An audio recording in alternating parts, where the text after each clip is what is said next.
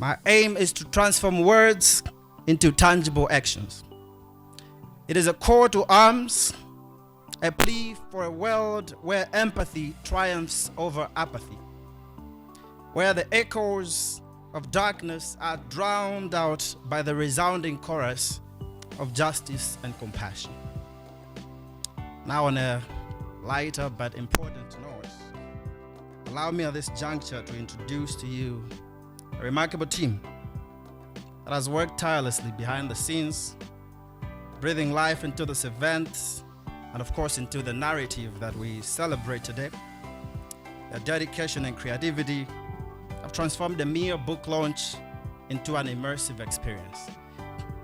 But I just want to tell you that if young people are given an opportunity to prove themselves, they can do it, and they can do it really good.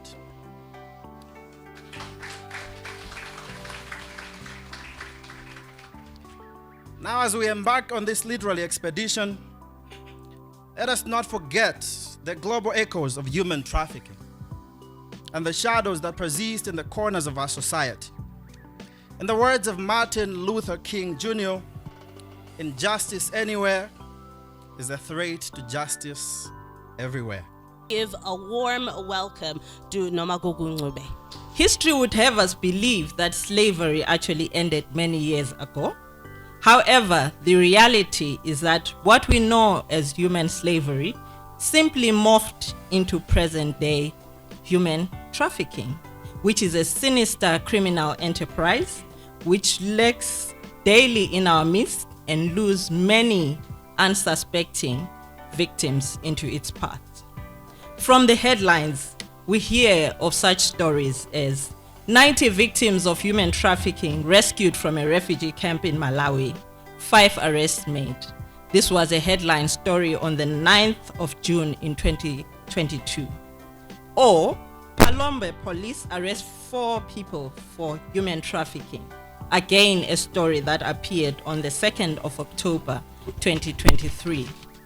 Yet another one, Malawi struggles to repatriate alleged abused girls in Oman, 19 August 2023.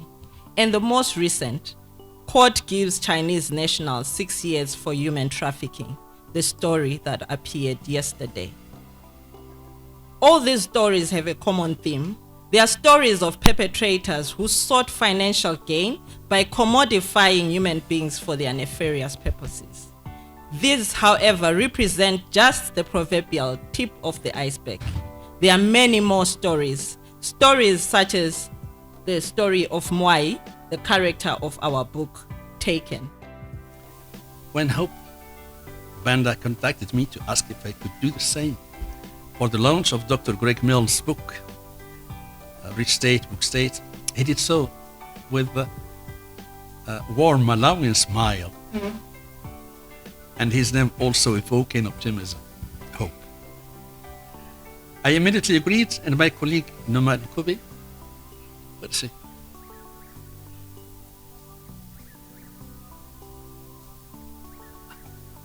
And also my friend North Gospel Kazako, DG of Zodiac, also agreed to take part in the event. These tears, these endless tears,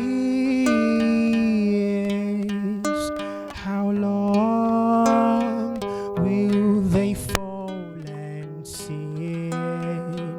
Oh, these tears, these endless tears, and how long will they fall and sin?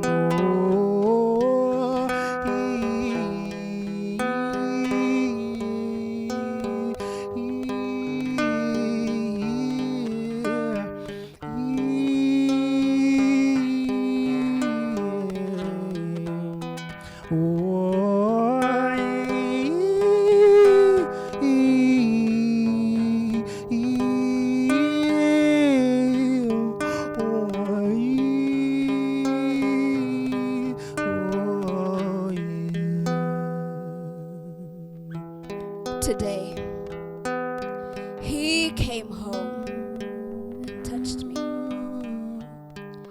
And it reminded me of a time when your touch sent electricity down my spine and butterflies fluttering through my belly when just the thought of your fingers pressing themselves on me brought color to my cheeks and awakened the sleeping hairs on my body. I remember when your touch was everything I longed for, but that was then. So this book here we are celebrating because it's talking about the story, bringing us into a world of reimagination. Yes, human trafficking has not only left people crying out there, not just women crying, but it has also distorted the way of life of many. Social disintegration. That's why the writer is saying that within the framework, the way of desire is that we should have hope to fight against despair, pursuing truth within ourselves. Still to the government of Malawi, what are some of the frameworks in place currently that Malawi has right now, in between Malawi and other countries? As he's already said, the world right now is so open. The fact that we have access to the internet already with false information, and when someone's illiterate and doesn't have enough exposure, and sometimes you have exposure and you're literate and you still fall prey to false promises and find yourself in a situation. So how are we working with other countries to successfully protect Malawians abroad and also combat human trafficking? We have the immigration, we have the police, and we have Interpol, which also comes in very handy because usually trafficking actually ends up becoming cross-border. And then we also have the Ministry of Justice, we have Homeland Security, and our courts are also quite cued in on how to deal with issues of human trafficking. Then we have also had a lot of support in just capacitating our security officers and our officers for facilitating things like dealing with victims of trafficking, giving them rehabilitation, counseling. Human trafficking is not a fight for international organizations like IOM alone or just governments. It's all of us. How many of our chiefs in the villages are aware of this vice? How many the human rights was here? What programs do you have to sensitize our chiefs? Because they live with our people in the villages. They know that the family has so many kids. That family, in fact, when a baby is born, you go and report to the chief with a chicken. So they know. They have a record.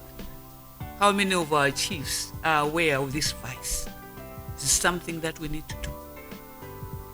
We have to get there. We have to alert them. I come from Mangochi. And most of the girls that went to Oman were from Mangochi. I don't know how many of us have gone to those communities to alert them about this vice. In fact, it is the families that help the girls get on a bus to Dar es Salaam, get on a bus to Teti in order to get on a plane to go to Oman. The families' ignorance, thinking they are doing the best for their families, the best for them.